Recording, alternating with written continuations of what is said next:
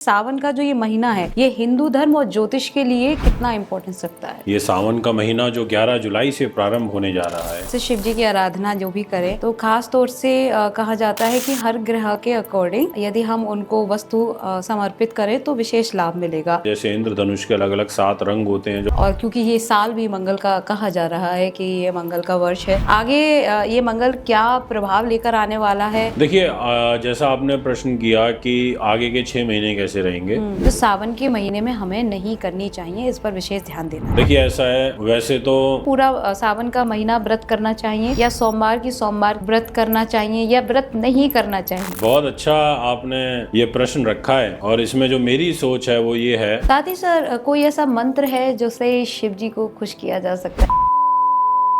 इसका आप जाप करिए, आपको बहुत अच्छा रिजल्ट मिलेगा। साथ ही जो वर्किंग वुमेन है या वर्किंग लोग हैं या जो स्टूडेंट हैं, उनको किस चीज को फॉलो करना चाहिए सावन के महीने में, क्योंकि उनके पास समय नहीं है ज्यादा पूजा पाठ करने का। देखिए, समय नहीं है ये कहना तो उचित नहीं रहेगा, क्योंकि ये तो क्या होता है, जब हमें कोई काम नहीं करना होता है ना तो हम स्वयं से बहाने ढूंढ लेते हैं। अच्छा, साथ ही रुद्राभिषेक का विशेष महत्व माना गया है, जैसा कि तो जो व्रत करते हैं क्या उन्हें करना चाहिए या की भी इच्छा है वो रुद्राभिषेक कर सकता है? देखिए ऐसा होता है, स्थान का बहुत बड़ा प्रभाव होता है।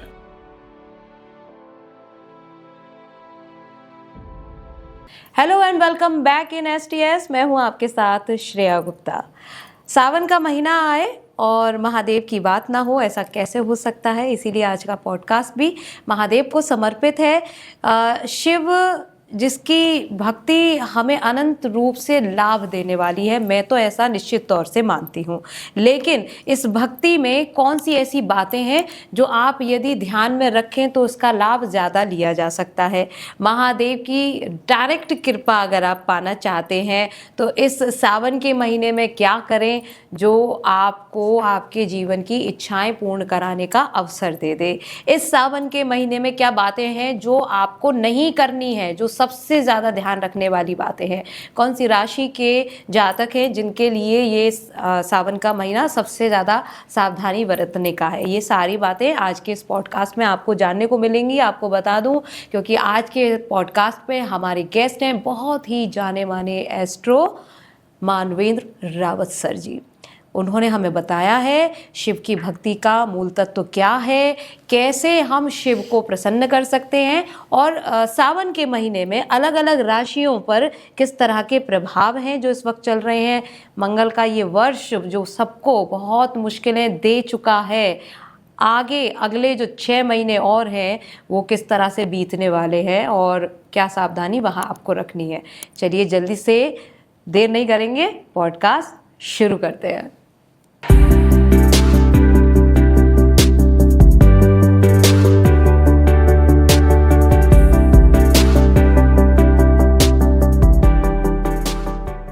स्वागत है आपका हमारे आज के इस STS के स्पेशल पॉडकास्ट में, क्योंकि आज हम शिव जी को जानने वाले हैं। ना सिर्फ शिव को जानेंगे बल्कि ग्रहों की जो दशाएं हैं उस पर शिव जी का क्या प्रभाव होता है और कैसे खास तौर से सावन का महीना हमारे जीवन में इफेक्ट डालता है, ये जानने वाले हैं। तो सबसे पहले आपसे ये जानना चाहूँगी कि महादेव को कैसे समझें और ख़ास तौर से सावन का जो ये महीना है ये हिंदू धर्म और ज्योतिष के लिए कितना इम्पोर्टेंस रखता है। सबसे पहले तो मैं प्रणाम करता हूँ श्रेया टॉक शो के सभी व्यूअर्स को, बहुत बहुत बधाई एवं शुभकामनाएं देता हूँ।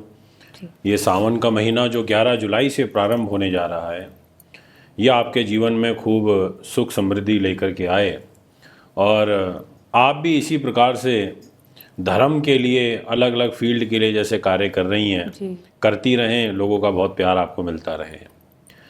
देखिए, सावन का महीना बड़ा महत्वपूर्ण महीना होता है, बड़ा पवित्र महीना होता है और बड़े नियम कायदे कानून के साथ अगर हम इस महीने को व्यतीत करें, थोड़ा तप करें, तपस्या के साथ समय को व्यतीत करें तो हमें इस महीने बहुत अच्छे रिजल्ट मिल सकते हैं। अच्छा। जैसे हम नव दुर्गाओं में माँ देवी के अलग अलग स्वरूप की पूजा करते हैं, ठीक इसी प्रकार से अगर हम इस सावन के महीने में आपकी जन्म पत्रिका में ग्रहों के रूप में कोई अंधकार है तो भगवान शिव आपको इस अंधकार से बाहर निकाल सकते हैं। क्योंकि ब्रह्मा, विष्णु और महेश ये जो 4 महीने का चतुर्मास होता है, इसमें पूरा का पूरा दायित्व जो है ना सृष्टि का, वो भगवान शिव के ही कंधे पर आ जाता है जी। और वही संभालते हैं। और ये जो टाइम होता है ना, विशेष रूप से पूजा पाठ के लिए, धार्मिक प्रयोजनों के लिए बहुत अच्छा होता है। तो अगर आपकी जन्म पत्रिका में कोई काल सर्प दोष बना हुआ है, आपकी जन्म पत्रिका में कोई शनि की 7.5 चल रही है, शनि की ढैया चल रही है, शनि नीच का है, राहु नीच का है, केतु नीच का है, इन ग्रहों की दशाओं से पीड़ित है, काक बंध्या योग बना हुआ है, पितृदोष बना हुआ है, सर्प दोष बना हुआ है, तो ऐसे में अगर आप भगवान शिव की पूजा करते हैं, उनका रुद्राभिषेक करते हैं, तो उससे बड़ा अच्छे रिजल्ट मिलते हैं। अच्छा। पौराणिक कथाएं तो ऐसी हैं, मान्यताएं भी हैं कि भगवान जो शिव जी हैं, वो तो देखिए आप जानते हैं बड़े परोपकारी हैं, भाव की भक्ति है। अगर आप भक्ति को भाव से करते हैं तो आपको उनका आशीर्वाद तो मिलना तय ही है। और जो शनि महाराज हैं, न्याय मूर्ति कर्म फलदाता, वो भी भगवान शिव की ही उपासना करते हैं। इसीलिए अगर शनि का विशेष रूप से अगर आपकी कुंडली में कोई दोष लगा हुआ है तो आपको ज़रूर भगवान शिव की पूजा करनी चाहिए। 27 नक्षत्र होते हैं और 27 नक्षत्रों में हर नक्षत्र का एक अपना प्रभाव होता है। 3 नक्षत्र ऐसे होते हैं जिनके जो स्वामी ग्रह होते हैं, मतलब देवता के रूप में, वो भगवान शिव होते हैं। और सावन के महीने का जो ये श्रावण नक्षत्र हमारा होता है, इसके जो स्वामी ग्रह हैं वो चंद्र होते हैं। और चंद्रमा मनसो जाता है, चंद्रमा मन को रिप्रेजेंट करता है। तो इसलिए सोमवार का दिन भोले बाबा का दिन होता है। माँ पार्वती से जब उनका विवाह हुआ था मार्गशीर्ष के महीने की 5वीं तिथि में, तो उस दिन भी सोमवार ही था। तो यानी कि जो ये सोमवार का दिन है ना, इसका ज्योतिषीय महत्व भी बहुत ज़्यादा है, क्योंकि चंद्रमा से जोड़ के देखा जाता है। और अगर हमारे शरीर में हमारे सबसे कोई समीप है तो वो चंद्रमा है, मन है, मन की गति है। अभी मैं यहाँ से बैठा बैठा यूएस पहुँच सकता हूँ अपने मन के द्वारा, अपने मन के द्वारा, जी, है ना जी। मैं पूरे के पूरे ब्रह्मांड का चक्कर लगा करके सौरमंडल का आ सकता हूँ मन की गति से। तो यानी कि कितनी तेज गति, और इस मन को नियंत्रण में करता है चंद्रमा। इसीलिए मैं कहना चाहता हूँ कि सोमवार का दिन जो भोले बाबा को समर्पित है, आप अपनी ग्रहों की दशाओं को भोले बाबा के लिए पूर्ण रूप से समर्पित होकर के कार्य करिए, लाभ मिलेगा। अच्छा, चूँकि जैसे शिव जी की आराधना जो भी करें तो ख़ास तौर से कहा जाता है कि हर ग्रह के अकॉर्डिंग यदि हम उनको वस्तु समर्पित करें तो विशेष लाभ मिलेगा। तो ऐसी क्या चीज़ें हैं जो हमें ध्यान रखें और अपने अलग अलग ग्रहों को बैलेंस किया जा सके? देखिए ऐसा होता है, जैसे कलर थेरेपी होती है ना, कलर थेरेपी का एक बहुत बड़ा प्रभाव होता है। जैसे इंद्रधनुष के अलग अलग 7 रंग होते हैं जो बारिशों में हमें देखने को मिलते हैं। तो बेसिकली हमारा ये जो नवग्रह मंडल है, जिसमें 7 मेटलाइज प्लैनेट हैं, उनके 7 रंग हैं। जब हम उनको यहाँ से दूरबीन से यंत्रों से देखते हैं तो अलग अलग कलरों के प्रतीत होते हैं। तो आप एक जो ग्रह जिस कलर को रिप्रेजेंट करता है, आप उस कलर से संबंधित दान धर्म भगवान शिव के मंदिर में जाकर के करिए। अच्छा। आप रुद्राभिषेक कराइए, भोले बाबा को जल चढ़ाइए, पंचामृत बना करके चढ़ाइए, और साथ में जो सामग्री, यानी कि जो जिस ग्रह का उस दिन जो वार है, उस वार की भी किलो, 1.25 किलो, 5.25 किलो या 11 किलो की मात्रा में वो सामग्री लेकर के स्पर्श करा करके उसका दान कर दीजिए। आप ऐसे समझ लीजिए कि भगवान शिव को तो वो लगेगा ही, और साथ में वो ग्रह भी प्रसन्न होगा। क्योंकि सभी देवी देवता तो भगवान शिव के सामने तो खड़े होते हैं ना जाकर के। जब कोई संकट आता है तो फिर वो संकट को उससे बाहर निकालते हैं। अब जब विषपान किया था उन्होंने, तो सभी देवी देवताओं ने क्या किया था? भांग धतूरा जल से क्या किया? उनको शांत किया ताकि वो विष ना फैले, त्राहे त्राहे ना मचे, क्योंकि उन्होंने अपने कंठ में रख लिया। तो ऐसे ही मैं कहना चाहूँगा कि अगर आपकी जन्म पत्रिका में चंद्रमा की स्थिति कमजोर है तो आप सफ़ेद चीज़ों का, जैसे दूध, दही, चावल, चीनी, पनीर, बूरा, अक्षत, ये जो सब चीज़ें हैं, आप इनका दान सोमवार के दिन करिए। और सोमवार तो वैसे भी भोले बाबा का होता है। शिवलिंग से स्पर्श करा करके और आप किसी गरीब व्यक्ति को दीजिए, ज़रूरतमंद को दीजिए। ऐसे आपका मंगल जन्म पत्रिका के अंदर कमज़ोर है, मंगल लाल रंग का है, मेडिकल साइंस, इसरो, नासा सब इस चीज़ को एक्सेप्ट करते हैं। उनके यान गए 2007 में, आई थिंक 2008 में, तो उन्होंने वहाँ भेजा नासा वालों ने, और बोला कि हाँ, Hindu mythology is very true and correct, कि मंगल का रंग वाकई लाल है, अग्नि तत्व प्रधान है, डेयरिंग प्लैनेट है, हमें ताकत देता है, स्फूर्ति देता है, शूरवीरता देता है। इसलिए जितने भी डेयरिंग पर्सनैलिटी के काम होते हैं वो सारे मंगल के हैं। मंगल के हैं। चाहे आप सेना में हैं, चाहे आप पुलिस में हैं, चाहे आप शस्त्र बनाने का काम करते हैं, आप म्यूनिशन का काम है, आप ईंट भट्टों का कारोबार करते हैं, आप भारत सरकार के बिजली विभाग में हैं, आप डेयरिंग है, आप चोरी डकैती, आप इस तरीके के 2 नंबर के काम करते हैं। ये सब मंगल के द्वारा संचालित है, सब मंगल के। देखो, आदमी की जब तक रिस्क कैपेसिटी नहीं होगी ना, तब तक वो नहीं कर सकता। और रिस्क लेने की कैपेसिटी उसकी होगी जो मन से मजबूत होगा, जो डेयरिंग पर्सनैलिटी का होगा। तो जो लोग इस तरीके के कार्य व्यवसाय में होते हैं तो डेफिनेटली डेयरिंग होते हैं कि भाई कर दो शूट, कर दो युद्ध, कर दिया, पीछे नहीं हटे। तो इसलिए आप मंगल को बैलेंस करिए इस सावन के महीने में। आप लाल चीज़ों का दान करिए। अगर आपकी कुंडली में मंगल डाउन हो गया है, अब डाउन कैसे है, हो सकता है जैसे वो किसी ग्रह के साथ बैठ के अस्त हो गया, सूर्य के साथ, वो अपने दुश्मन के साथ बैठ गया तो थोड़ा कमज़ोर हो जाएगा। अभी मैं यहाँ पॉडकास्ट कर रहा हूँ, मेरा दुश्मन भी यहाँ बैठा होगा ना, तो मेरे से पॉडकास्ट ही नहीं होगा। मुझे रहेगा सामने बैठा हुआ है, तो मेरी काफ़ी एनर्जी तो उसको उस पर फोकस हो जाएगी, तो मैं कैमरे पे तो फोकस कर ही नहीं पाऊंगा। तो ऐसे ही अब मंगल कुंडली में कमज़ोर है, 6-8-12 में बैठा हुआ है, अस्त होकर के बैठा है, नीच स्थिति में बैठा है, आप लाल मसूर की दाल का दान करो, आप लाल पुष्प जो है उसका दान करो, आप वो भगवान शिव को शिवलिंग पर चढ़ाओ, अर्पित करो, वो आपके लिए अच्छा रहेगा। आप गेहूं का दान करो, ऐसी चीज़ें करो। ऐसे आपका शुक्र कमज़ोर है तो आप सफ़ेद चीज़ों का दान करो, आपके लिए बहुत अच्छा रहेगा।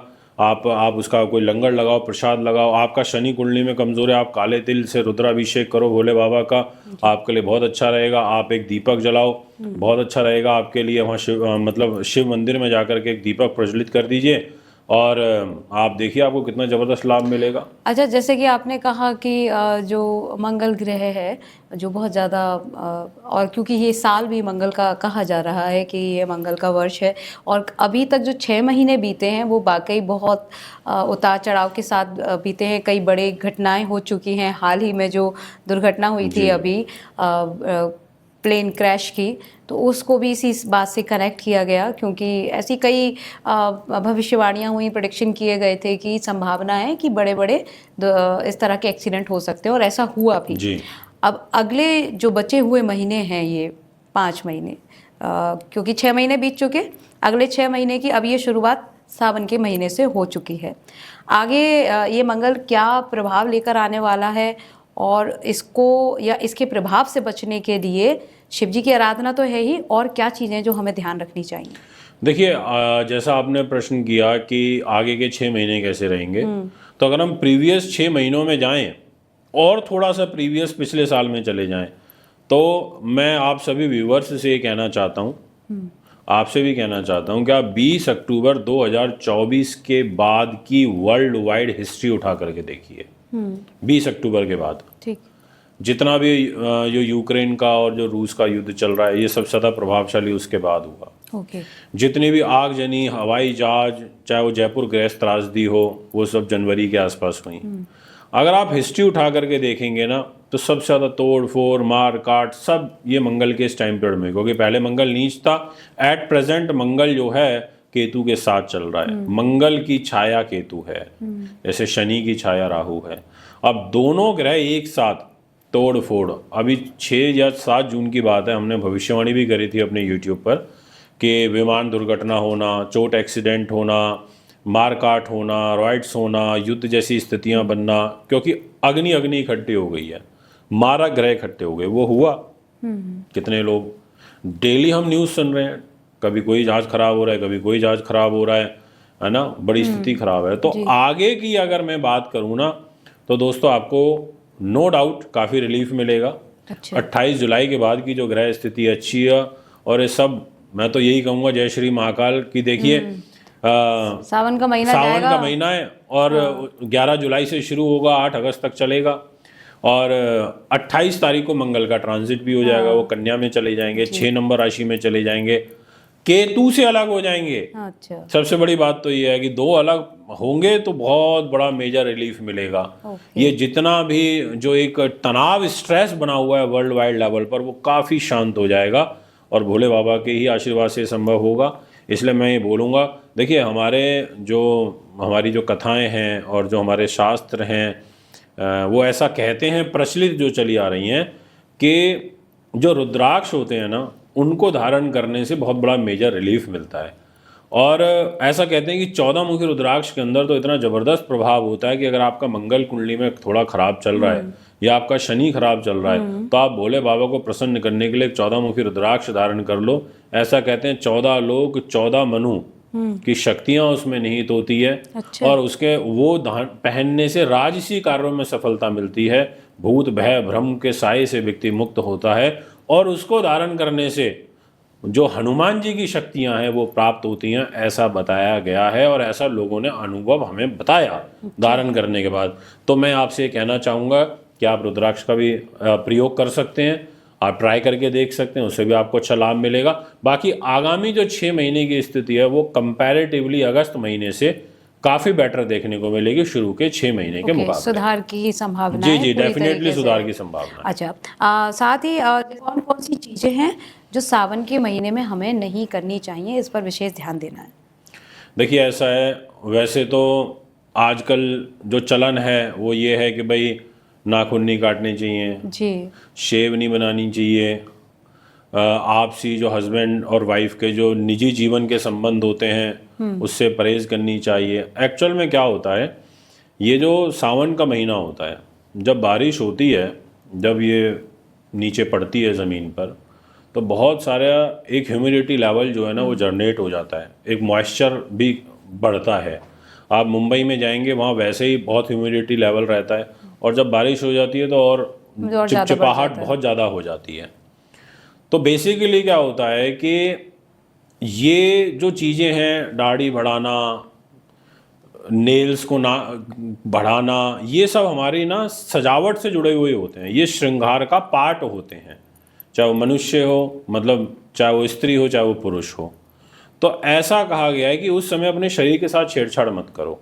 एक इसका ये पहलू है कि भाई जो सौंदर्य प्रसारण से संबंधित चीज़ें हैं उसको जैसे हैं वैसे रहने दो। उसको वैसे ही रहने दो, उसको बढ़ाओ मत, उसको घटाओ मत। नेचुरल प्रक्रिया जो चल रही है वो चलने दो, क्योंकि नेचुरल तो नेचुरल है, वो प्रकृति की देन है। अब इसका एक दूसरा पहलू भी है, अगर साइंटिफिक तरीके से सोचें तो। अब मान लीजिए अभी आपको कोई चोट लग जाती है, आपके कोई घाव हो जाता है, आपने नेल कट किया, आपने दाढ़ी बनाई, कोई घाव हो गया, तो उसको फील होने में समय लगेगा, क्योंकि सावन के महीने में ये दिक्कत आती है। अगर आपको घाव, फोड़े, फुंसी होते हैं देर में भरते तो हैं, वो उसको भरने में समय लगता है। हाँ। तो हमारे जो पुराने जो पूर्वज रहे होंगे जिन्होंने प्रथा को चलाया, तो वो प्रथा चली आ रही है, बट ऐसा कोई शास्त्रों में वर्णित नहीं है। अच्छा। मतलब मैंने काफ़ी इसके बारे में पढ़ा, तो कहीं मेरे को ये नहीं मिला कि शास्त्रों में ऐसा कुछ वर्णित है।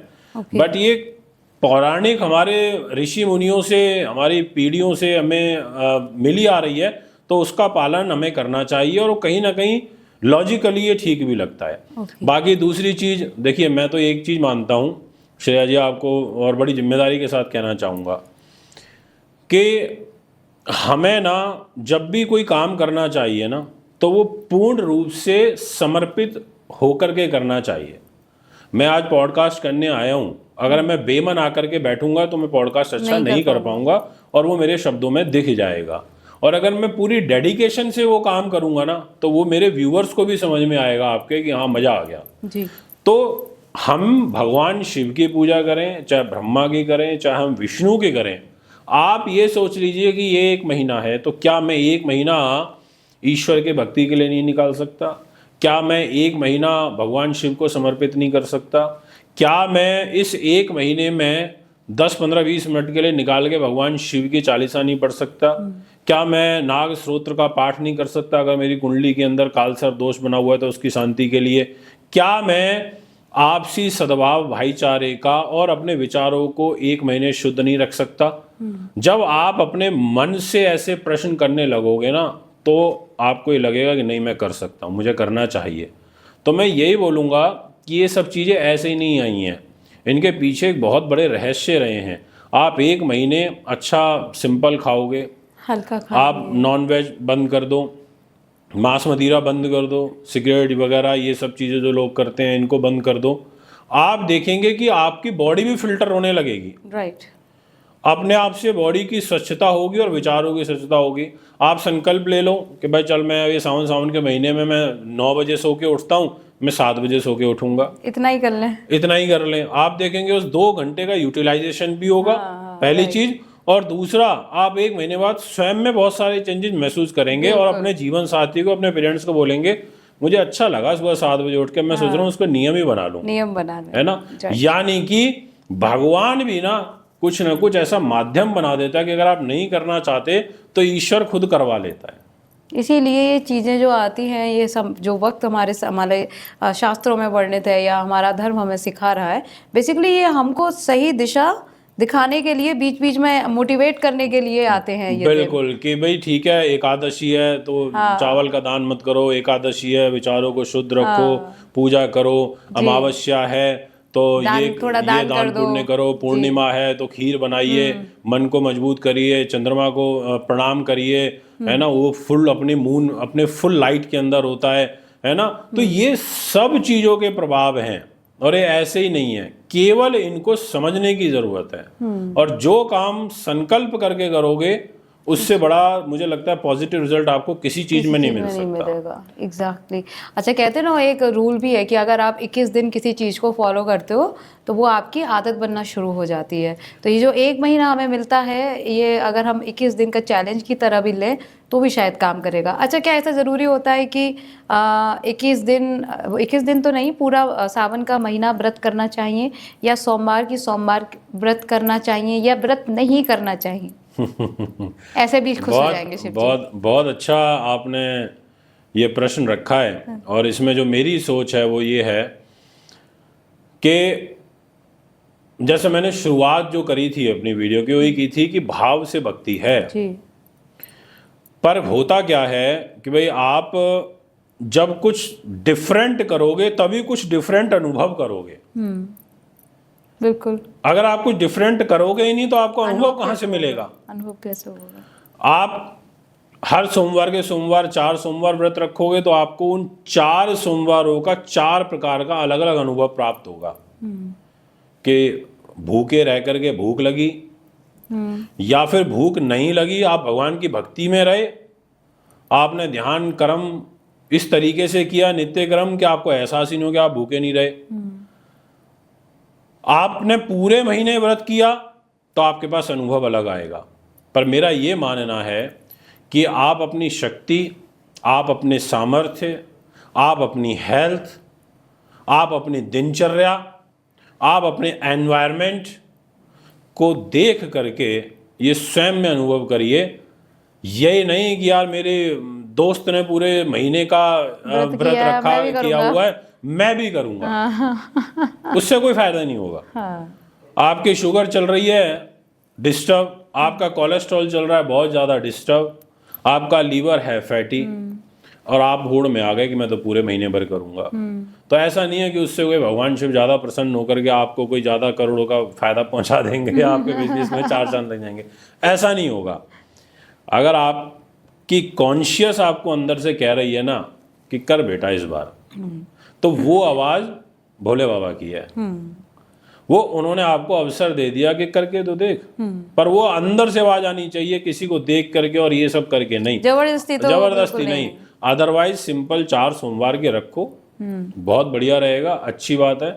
सोमवार के सोमवार करो, बट उसको अच्छे तरीके से करो, थोड़ा उसमें तप करो। ये नहीं है कि थोड़ी थोड़ी देर में कुछ खा रहे हो, थोड़ी थोड़ी देर में चाय कॉफी चल रहे हैं, या फिर कुछ पकौड़े बना लिए, कुट्टू के आटे का कुछ तैयार कर लिया, ऐसे मत करना जी। जैसे 9 देवियों के नवरात्रों में करते हैं। थोड़ा तपाइए शरीर को।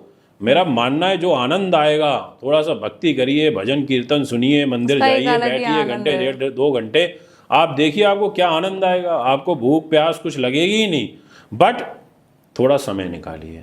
आप 365 दिन में से अगर इस सावन के महीने के 4 दिन निकाल लेते हैं स्वयं के लिए, तो मुझे लगता है कि आपके व्यक्तित्व में बड़ा प्रभाव आएगा। साथ ही सर, कोई ऐसा मंत्र है जिससे शिव जी को खुश किया जा सकता है? ओम नमः शिवाय तो एक है महामंत्र, क्या इसके अलावा कोई और मंत्र है जो शिव जी को प्रसन्न कर सकता है? ओम नाग देवताय नमः। अच्छा, इसका आप जाप करिए, आपको बहुत अच्छा रिजल्ट मिलेगा। इससे भगवान शिव प्रसन्न होंगे और विशेष रूप से 3 ग्रह तो होंगे ही होंगे, शनि राहु केतु। अच्छा। हाँ, और शनि और राहु तो विशेष रूप से प्रसन्न होंगे। ओके। ये एक जाप करिए। और ओम नमः शिवाय शिवजी सदा सहाय। सहाय। इसको थोड़ा सा और ऐड कर लो आगे 2-3 वर्ड। इसका जो है आप जाप कर लो, मेरा मानना है इससे बढ़िया कुछ भी नहीं है। ओके। ये आप करिए। और देखिए, आप विषय ये नहीं है कि आप मंत्र क्या कर रहे हैं, विषय ये है कि आप मंत्र को किस तरीके से कर रहे हैं, कितनी समय अवधि के लिए कर रहे हैं और उसको कितनी बार कर रहे हैं, ये महत्व ज़्यादा रखता है। देखिए, ये जो ब्रह्मांड है ना, ये इसके अंदर 128 चरण हैं। इस भचक्र के अंदर, इस सौर मंडल में 27 नक्षत्र होते हैं और हर नक्षत्र में 4 चरण होते हैं। बिल्कुल। तो 27 × 4 = 108। यानी कि हर चरण पर एक नाम अक्षर होता है, हर चरण पर। इसलिए आपने देखा होगा ना, पंडित जी जब बच्चे का नाम निकालते हैं तो बताते हैं जी का, की, के, कु, ऐसे नाम आ रहा है, 4 शब्द आ रहे हैं। पहला चरण, दूसरा चरण, तीसरा चरण और चौथा चरण। जैसे अश्विनी नक्षत्र में कोई बच्चा पैदा हुआ तो आप जब भी कोई जाप करें उसको कम से कम 2 माला का जाप करें, 108 की माला का। अच्छा। 108 टाइम एक माला, फिर दोबारा 108 टाइम दूसरी माला। यानी कि आपने एक बैठे बैठे इस पूरे के पूरे सौर मंडल का एक चक्कर लगा लिया। अच्छा। तो उसका जो रिजल्ट है आपको बहुत अच्छा मिलेगा। ओके जी। तो इसे कोई भी फॉलो अप कर सकता है? इसे कोई भी फॉलो अप कर सकता है। इसलिए हम जब भी बोलते हैं माला का जाप करने के लिए, बहुत से लोग ऐसे कहते हैं ना 31 बार पढ़ लेना, 51 बार पढ़ लेना जी, 21 बार पढ़ लेना, उससे कुछ नहीं होगा।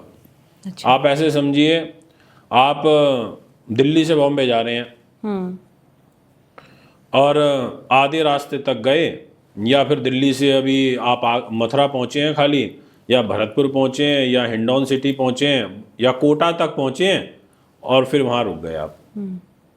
यात्रा तो बीच में ब्रेक लग गया। अच्छा। फिर आपने शुरुआत कर दी 1 से, तो आप आगे तक तो पहुंचे ही नहीं ना। अब लोग ये गलती कर देते हैं कि 21 बार 31 बार पढ़वा के छोड़ दिया बीच में। उसको पूरा सर्कल कंप्लीट कर लो, पूरा 108 का, तो वो आपकी माला पूर्ण मानी जाएगी, वो जाप संख्या पूर्ण मानी जाएगी। और जब करो, क्योंकि आपने पूछ लिया तो इसलिए मैंने बता रहा हूँ, खाली जाप करने से नहीं होता कि ओम नमः शिवाय मन में चल रहा है, नहीं। आपको जाप करते समय आपकी मुद्रा का भी ध्यान रखना पड़ेगा। अच्छा। कि आप ऐसे बैठे हो, हाँ। आप ऐसे बैठे हो जी। आप कैसे बैठे हो। जब आप ऐसे बैठोगे आपकी कमर स्ट्रेट होगी, आपकी नाभि बिल्कुल स्ट्रेट है, आप ध्यान मुद्रा में चले जाओगे। ये योग मुद्रा होती है। जितने भी तपस्वी ऋषि मुनि होते हैं सब इसी मुद्रा में, आप सभी इसी मुद्रा के अंदर बैठे होते हैं, एकदम कमर सीधी स्ट्रेट। तो आपका जो त्रिनेत्र है वो ओपन होगा, आपके नाभि चक्र सारे एक्टिव होने लग जाएंगे। और आप ऐसे बैठ जाओ तो आप इस संसार में घूमते रहोगे। अच्छा। इसी संसार में रमण करते रहोगे, इधर उधर घूमते रहोगे, कभी दिल्ली, कभी बॉम्बे, कभी बच्चों में, कभी नाश्ता बनाना है, फटाफट अगरबत्ती धूप बत्ती कर लूँ, अभी उनका जाना है, बैग पैक करना है, बच्चों को ये करना है, निलाना है, उठाना है, ये सब में चलते रहोगे। और ध्यान मुद्रा में चले जाओगे तो आप कुछ देर के लिए संसार से कट जाओगे। तो आप अगर इस तरीके से हैबिचुअल हो जाओगे तो आपका ध्यान अच्छा लगेगा और आपकी माला भी पूर्ण हो जाएगी। साथ ही जो वर्किंग वुमेन है या वर्किंग लोग हैं या जो स्टूडेंट हैं, उनको किस चीज़ को फॉलो अप करना चाहिए सावन के महीने में, क्योंकि उनके पास समय नहीं है ज़्यादा पूजा पाठ करने का, तो ऐसा क्या छोटा सा माध्यम है जिससे वो शिव जी की कृपा विशेष पा सकें? देखिए, समय नहीं है ये कहना तो उचित नहीं रहेगा, क्योंकि ये तो क्या होता है, जब हमें कोई काम नहीं करना होता है ना, तो हम स्वयं से बहाने ढूंढ लेते हैं। कई बार हम भी ढूंढते हैं, मतलब ऐसा नहीं है, हम भी कह देते हैं यार समय ही नहीं आए कहाँ से। पर बेसिकली क्या होता है, इस दुनिया में ना अगर हमें सफल होना है और बहुत ऊंचाइयों पर पहुंचना है तो हमें अपनी लाइफ को बहुत शेड्यूल करके चलना पड़ेगा, तभी हम बहुत ऊंचाइयों पर पहुंच सकते हैं। अगर हम शेड्यूल नहीं कर रहे चीज़ों को तो फिर हम ऐसे बहाने ढूंढते रहेंगे।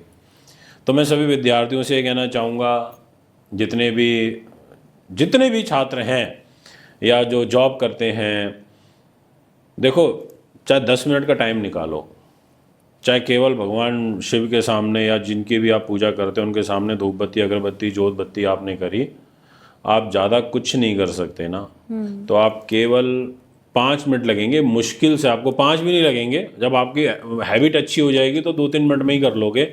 आप शिव चालीसा जरूर पढ़ लिया करो। अच्छा। और हम क्योंकि इस कलयुगी जीवन में रह रहे हैं तो आपको थोड़े और 2-4-5 मिनट फालतू लग जाएंगे, ज़्यादा से ज़्यादा 6-7-8 मिनट तक लग जाएंगे। इतना समय निकाल लो। सबसे पहले पूजा करा करो भगवान शिव की, शिव चालीसा। दूसरे नंबर पर करा करो हनुमान चालीसा।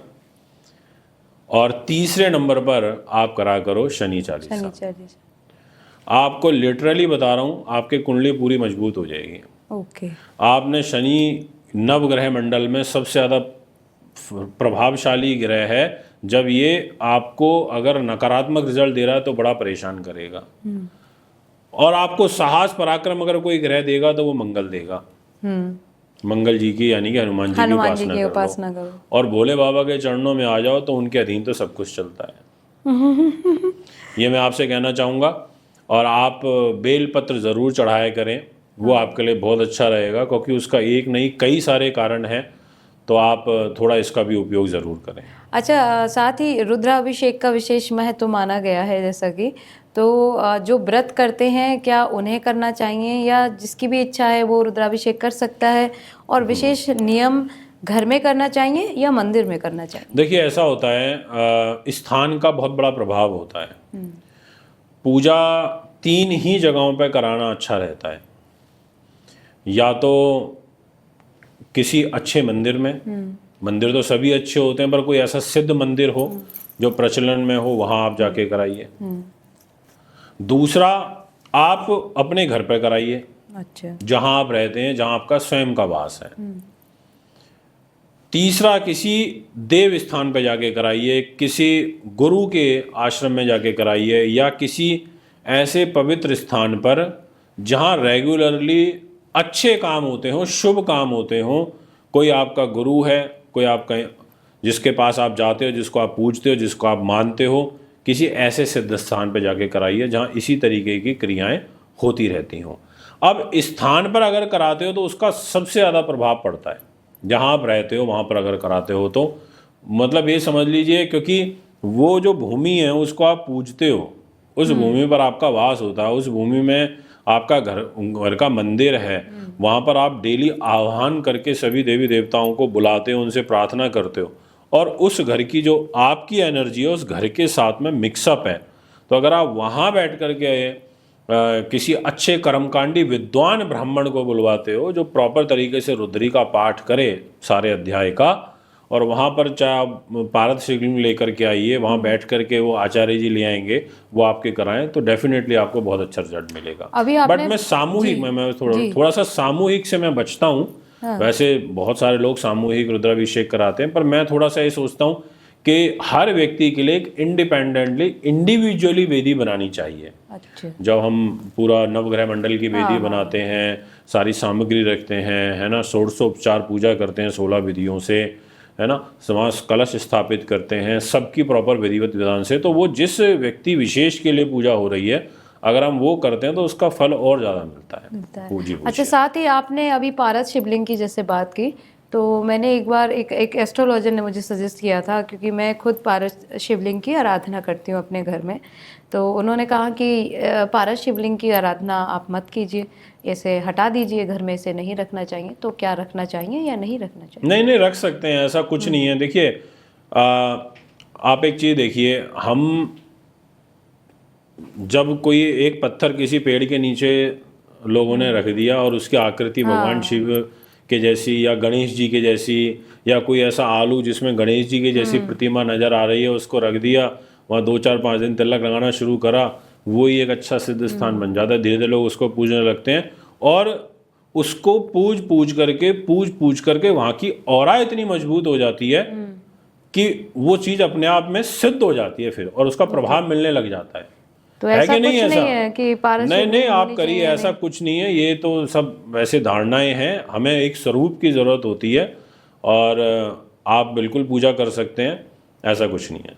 अच्छा, साथ ही जो अलग अलग राशियां होती है, जैसे कि तो अलग अलग राशियों के लिए क्या अलग अलग उपाय हैं जिनके माध्यम से वो अपने अंदर या अपने जीवन में नए प्रभाव ला सकते हैं, सफलता पा सकते हैं? खास तौर से अगर हम व्यापार की बात करें तो लोगों को व्यापार में लाभ मिले, अलग अलग राशियों के हिसाब से जीवन में उन्नति आए, पैसा आए, क्या करना चाहिए?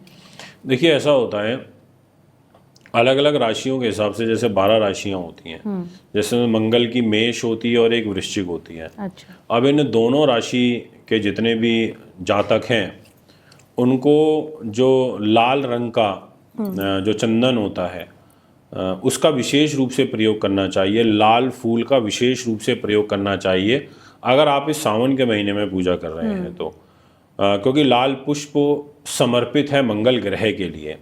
आप वो करिए, आपको बहुत अच्छा रहेगा। सिंह राशि वाले हैं वो गेंदे का फूल जरूर रखें, इस्तेमाल करें। अच्छा। उससे रुद्राभिषेक कराएं, बहुत अच्छा रहेगा। साथ में एक दीपक भी प्रज्वलित करें, वो बहुत बढ़िया रहेगा। इसी तरीके से वृष राशि और तुला राशि वाले हैं उनको अक्षत जरूर रखना चाहिए। वो चावल से भोले बाबा का अगर करते हैं अभिषेक तो बहुत अच्छा रहेगा। और कॉमनली जो बाकी की सामग्रियां होती हैं जो नेसेसरी होती हैं वो तो हैं ही, बट ये विशेष आप साथ में रख सकते जरूर हैं, होना चाहिए, आपके आपके लिए अच्छा रहेगा। ऐसे ही चंद्रमा की कर्क राशि होती है उसके लिए भी जैसे दूध, दही, चावल, चीनी, पनीर, ऐसी सब चीज़ें जो होती हैं। खैर आप ये तो मैं पनीर इस तरीके से बोल रहा हूँ क्योंकि फ्लो में, अदरवाइज तो उनके लिए दूध, दही, चावल, ऐसी जो चीज़ें होती हैं उसका इस्तेमाल, सफ़ेद तिल उसका इस्तेमाल करना चाहिए, वो बहुत अच्छा होता है। ऐसे ही मकर और कुंभ राशि वालों के लिए बहुत बढ़िया रहता है जो काले तिल होते हैं, उससे भोले बाबा को प्रणाम करना और काले तिल का दान करना। जैसे कुछ थोड़े काले तिल आपने अभिषेक करे, वहाँ से फिर वो उठाए, बाकी को उसमें डाल दिए, इस तरीके से आपने किसी को दान दे दिया, वो आपके लिए बहुत अच्छा रहेगा।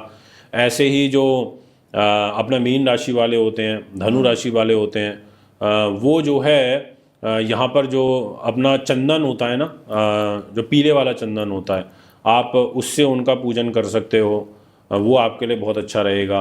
उसका इस्तेमाल करें आप सामग्री के रूप में। तो ऐसे आप 12 राशि वाले 12 प्रकार की जो अलग अलग ये कलर थेरेपियाँ होती हैं, इनका इस्तेमाल करके आप पूजन कर सकते हैं। बाकी की जो विधि होती है वो सामान्य होती है और सेम होती है, उसमें कोई विशेष परिवर्तन और इसके अलावा फिर थोड़ा सा इसमें कंडीशन लग जाती है, सब्जेक्ट टू कि आपकी कुंडली के अंदर ग्रहों का ट्रांजिट कैसा है। क्या आपकी कुंडली के जब आप रुद्राभिषेक कर रहे हैं तो कुछ और चीज़ों को कंबाइन भी करना है क्या? कई बार ऐसा भी होता है कि 2-3 राशियों से रिलेटेड चीज़ों को कंबाइन करके किया जाता है, मान लो उनके ग्रह उस तरीके से खराब हैं तो वो बाकी आपके कुंडली के ऊपर डिपेंड करता है। अच्छा, क्या ऐसा जाना जा सकता है या मतलब इस सावन के महीने में ऐसी कौन सी राशियां हैं जिन्हें सावधान रहने की आवश्यकता है? देखिए, मैं विशेष रूप से तो बोलना चाहूँगा जिनको सावधान रहना होगा सिंह राशि वालों को, विशेष रूप से, क्योंकि मानसिक रूप से तनाव उनका इस समय काफ़ी बढ़ा हुआ है। मैं बोलना चाहूँगा मीन राशि वालों को, क्योंकि आपकी कुंडली में इस समय मीन राशि में शनि का ट्रांजिट चल रहा है और शनि की 7.5 भी चल रही है, यानी कि डबल शनि की जो मार है वो आपकी कुंडली में है। तो आपको तो ज़रूर रुद्राभिषेक कराना चाहिए। मैं बात करना चाहूँगा कुंभ राशि के बारे में।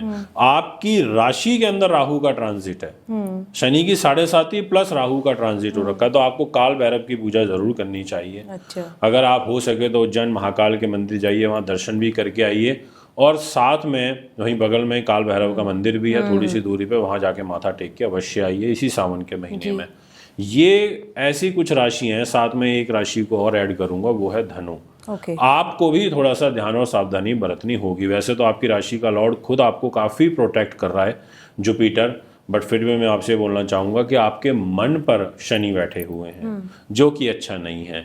आपके छोटे भाई बहन, मित्र, सगे संबंधियों के घर के अंदर राहु ग्रह बैठे हुए हैं, वो अच्छे नहीं हैं। तो कोई धोखा, चीटिंग, फरेब होना, मन से पीड़ित होना, भय भ्रम बने रहना, और साथ में आपके ऊपर शनि की ढैया भी चल रही है। तो ये 5 राशि वालों को मैं ये कहूँगा कि आप थोड़ा सा ध्यान रखें, अलर्ट होकर काम करें, और आपको विशेष रूप से पूजन पाठ इस सावन के महीने में जरूर करना ही चाहिए। जी जी, thank you so much sir, इतनी इम्पोर्टेंट बात बताने के लिए, क्योंकि सावन का महीना तो हर साल आता है, लेकिन कुछ ज़रूरी बातें हैं, अगर हम ध्यान रखें तो हर एक दिन का हम लाभ ले पाएंगे और अपने जीवन में अच्छे बदलाव कर पाएंगे। Thank you so much sir आने के लिए पॉडकास्ट पे। बहुत बहुत धन्यवाद। तो जैसा कि आज के पॉडकास्ट में हमने जाना कि सावन के महीने में देखिए कोई विशेष नियम लागू करने की आवश्यकता नहीं है। जो बातें बताई गई हैं कि नहीं करनी है वो एक कारण से बताई गई हैं और प्राकृतिक तौर से उसे ना ही करें तो आपके लिए लाभ मिलेगा। लेकिन आप साथ ही साथ यदि कुछ सावधानियां रखते हैं, शिव की आराधना पूरी हृदय भक्ति और भाव से करते हैं तो शिव की प्राप्ति आपको अवश्य होगी और ये सावन का महीना आपको विशेष लाभ लेकर और देकर ही जाएगा। निश्चित तौर से आपके जीवन में खुशियां आए, महादेव की कृपा आए। महादेव से आप खुद को कैसे कनेक्ट करते हैं ये मुझे कमेंट बॉक्स में ज़रूर बताना। ये पॉडकास्ट कैसा लगा है ये भी बता दो और अगले पॉडकास्ट पे या आप और किन विषयों पर मुझसे पॉडकास्ट चाहते हैं ये भी मुझे कमेंट करके बताना। मुझे खुशी होगी आपके हर एक कमेंट का रिप्लाई करने में। फिलहाल अभी जाती हूँ, एक और नए पॉडकास्ट में जल्द होगी मुलाकात। तब तक के लिए खुश रहिए, मस्त रहिए, खुद से प्यार करते रहिए और कहते रहिए थैंक यू राधे।